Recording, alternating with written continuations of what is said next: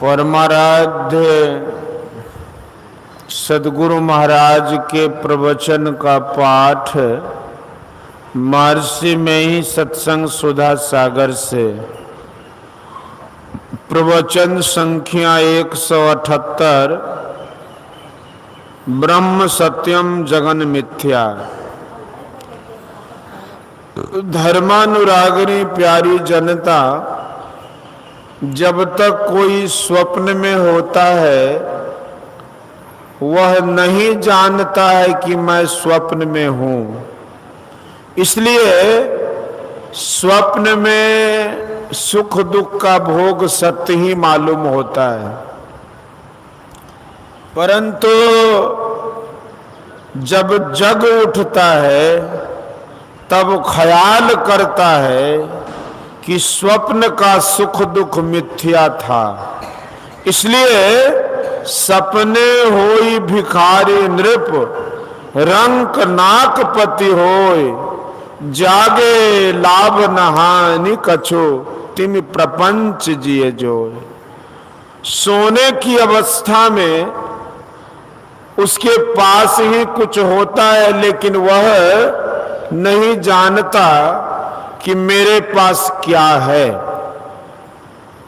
सूरदास जी ने कहा कि सपने माही नारी को भ्रम भयो, बालक कहूं हेरायो, जागी लख्यो जो को त्यों ही है, ना कहूं गयो न आयो।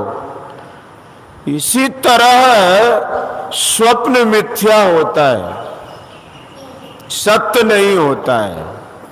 यह बात हमारे देश में प्रसिद्ध है कि यह संसार मिथ्या है, ईश्वर सत्य है, ब्रह्म सत्यम जगन मिथ्या। लेकिन यह हम लोगों को कहाँ मालूम होता है। ब्रह्म सत्य है लेकिन देखते नहीं है, और जगत मिथ्या है वह तो प्रत्यक्ष है। संत लोग कहते हैं कि ये तुम स्वप्न देख रहे हो।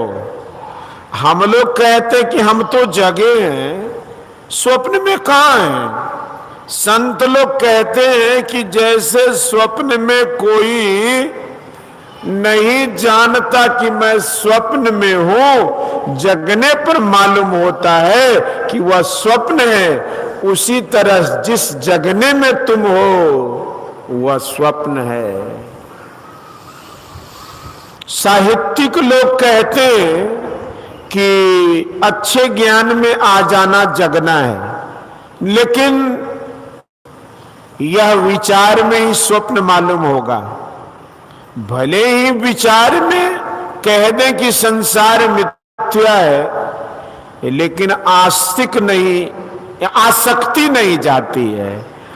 हम नित्य स्वप्न देखते हैं, जगने पर जो स्वप्न की आसक्ति है छूट जाती है। उस तरह संसार में कहाँ होता है कि उसमें हमारी आसक्ति नहीं रहती। यह विचार ही विचार से नहीं होता है। अभी हम जागृत अवस्था में हैं, कुछ काल के बाद सो जाएंगे, स्वप्न होगा, गहरी नींद आएगी। इस तरह तीन अवस्थाओं में नित्य आते जाते रहते हैं। ये तीनों अवस्थाएं होती कैसे हैं? हम लोग शरीर में हैं, शरीर नहीं है।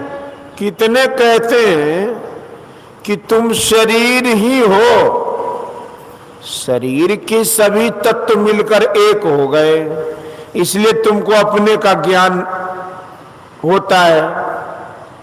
शरीर के सभी तत्व बिखर जाएंगे, मृत्यु होगी, और तब अपनेपन का ज्ञान भी नहीं रहेगा। लेकिन यह मानने योग्य नहीं है। यह शरीर पंच तत्वों से बना है। ये पांचों अचेतन पदार्थ है अचेतन को ही जड़ कहते हैं। जड़ जड़ के मिलन से चेतन उत्पन्न हो जाए, मानने योग्य नहीं है। इस शरीर के अंदर चेतन पदार्थ है, जिसके कारण सभी इंद्रियों में ज्ञान है, और इंद्रियों से, मन से जो काम होता है करते हैं। सभी के घरों में किसी न किसी तरह से श्राद्ध क्रिया होती है। यह क्रिया क्या बतलाती है? ये शरीर मर गया, शरीर में रहने वाला कहीं चला गया, वह जहां कहीं भी गया उसी के निमित्त से क्रिया होती है कि उसको सुख पहुंचाया जाए। सुख उसको पहुंचे वह नहीं, लेकिन इतना ज्ञान इसमें है कि चेतन आत्मा मरती नहीं है, शरीर मरता है। श्राद्ध क्रिया यह वेदांत ज्ञान सिखाती है। किसी घर के लोगों को यह ख्याल नहीं करना चाहिए कि शरीर के मरने से चेतन आत्मा भी मर गई। शरीर में से शरीर निकलता है। यह शरीर एक केला के गाछ की तरह है। केले के ऊपर का बलकल परत निकालते जाओ, अंत में डंडल मिलेगा जिसमें फल लगता है। मृत्यु में एक शरीर हाड़ मांस चाम वाला छूटता है। एक कथा मैं समास रूप में बताऊंगा। सत्यवान और सावित्री दोनों दंपति थे। सत्यवान का शरीर छूट गया, जमदूत उसे लेने आए, किंतु पतिव्रता सावित्री के तेज के कारण वे उसे छू न सके। अंत में यमराज स्वयं आए और उन्होंने सत्यवान के स्थूल शरीर में से उसके लिंग शरीर को निकाल उसे लेकर चल दिया। स्थूल शरीर मर गया। सावित्री यमराज के पीछे पीछे अनुनय विनय करती चली। अंत में सावित्री की प्रार्थना को स्वीकार कर यमराज ने सत्यवान के स्थूल शरीर में पुनः लिंग शरीर अर्थात सूक्ष्म शरीर प्रवेशित कर दिया।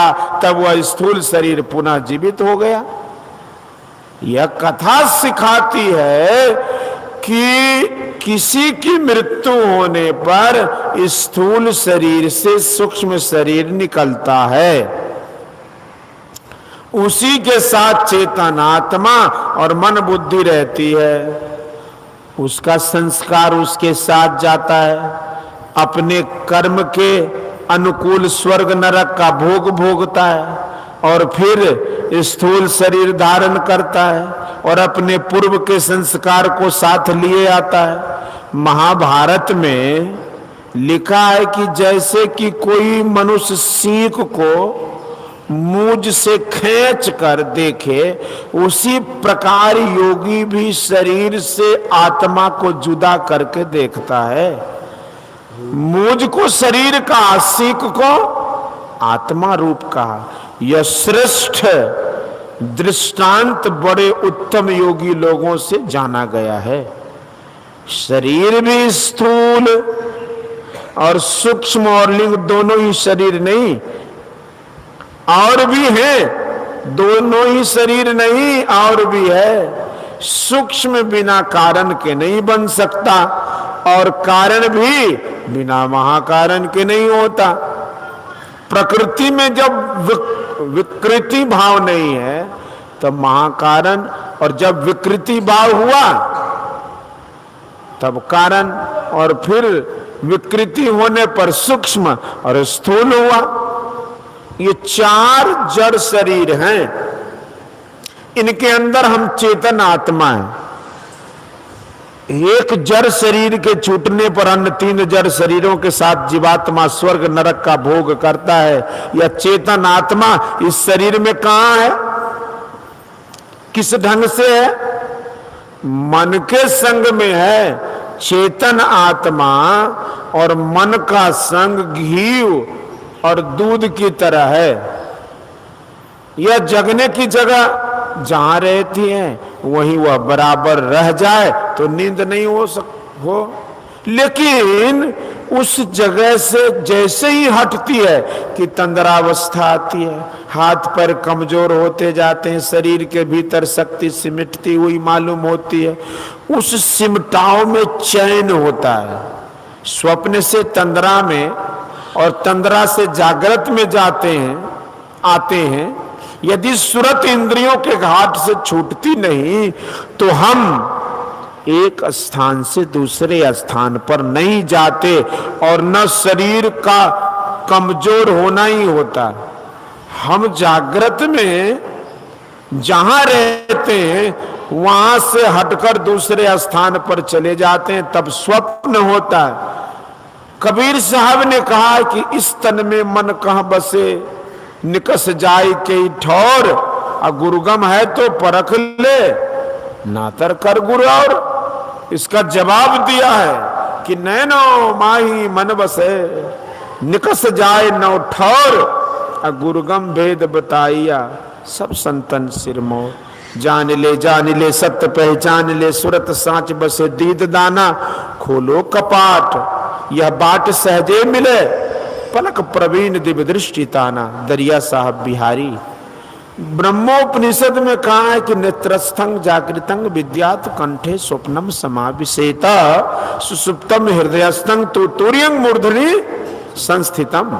अर्थात जीव का वासा जागृत में नेत्र में, स्वप्न में कंठ में, सुसुप्ति में हृदय में और तुर्यावस्था में मस्तक में होता है। लेकिन बाईं व दाहिनी किस आंख में?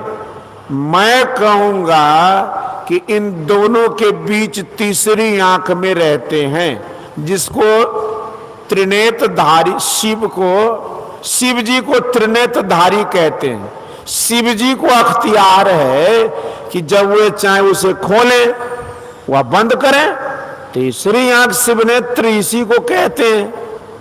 आंख में रहकर संपूर्ण देह का ज्ञान रखते हैं। एक आदमी दूसरे आदमी को उसके शब्द से भी पहचानते हैं। गले से कोई बोलता है, योगी कहते हैं कि गला 16 स्वरों का स्थान है, उसको षोडश दल कमल भी कहते हैं। बिना गला के स्थान में रहने से कोई स्वर का उच्चारण नहीं कर सकता। और स्वप्न में कभी कभी मुंह से भी बोल देते हैं। सुसुप्ति में श्वास चलता रहता है, इस समय हृदय में रहते हैं। यह ज्ञान संतवाणी और उपनिषद आदि ग्रंथों में भी है। 3 अवस्थाओं में हम नित्य जाते आते रहते हैं। आंख से कंठ में और कंठ से हृदय में आ जाते हैं, फिर हृदय से कंठ में और कंठ से आंख में आने से जगते हैं। सुबह सेज सोबई सपने वारिद बूढ़त भय लागे, अकोटिन नाव न पार करे तब जब लग आप न जागे। गोस्वामी तुलसीदास। साधारण तरह से जो हम लोग जगते ही हैं, साधारण तरह से तो हम लोग जगते ही हैं, लेकिन और किस्म का जगना भी है जिसको योगिक जगना कहते हैं। यही जग जामिन जागहि जोगी, परमार्थी पर पंच वियोगी। परमार्थ किसको कहते हैं? राम ब्रह्म परमार्थ रूपा, अभिगत अलख अनादि अनूपा, सकल विकार रहित गत भेदा, कही नित नेति निरूपहि वेदा। गोस्वामी तुलसीदास। संत दरिया साहब मड़वाड़ी कहते हैं कि माया मुख जागे सभे, सो सुता कर जान, दरिया जागे ब्रह्म दिशी, सो जागा परमान। जागृत, स्वप्न और गहरी नींद में घोर माया है। जब जिसकी वृत्ति ईश्वर की ओर होती है तब उसका जगना होता है। चौथी वह तुरीय अवस्था आंख से ऊपर है। संत लोगों का वहां आरोहण होता है। जगत को पहचानो, ईश्वर स्वरूप को प्राप्त करो तो जाग जाओगे। जब तक कोई ईश्वर मुख नहीं होता तब तक जगता नहीं। केवल विचार ही विचार का जगना ठीक नहीं। जगने का काम तभी होगा जबकि हम कुछ साधन भजन करेंगे, जब नेत्र से ऊपर उठा जाए तब जगना होगा। इसलिए कबीर साहब ने कहा कि परमात्म गुरु निकट विराजे, जागो जागो मन मेरे। लेकिन इसमें गुरु की आवश्यकता है।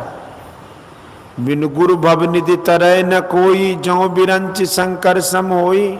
रामचरितमानस 3 अवस्थाओं को छोड़कर चौथी अवस्था में जाओ, तब जगना होगा। सूरत जो फैली हुई है इसका सिमटाव करो तो उर्गति होगी। साधन भजन करो तभी संसार से छुटकारा होगा और कल्याण भी होगा। बोलिए श्री सद्गुरु महाराज की। यह प्रवचन सारण जिलांतर्गत थियोसोफिकल सोसाइटी छपरा के प्रांगण में दिनांक 16/4/1962 ईस्वी को रात्रिकालीन सत्संग में हुआ था।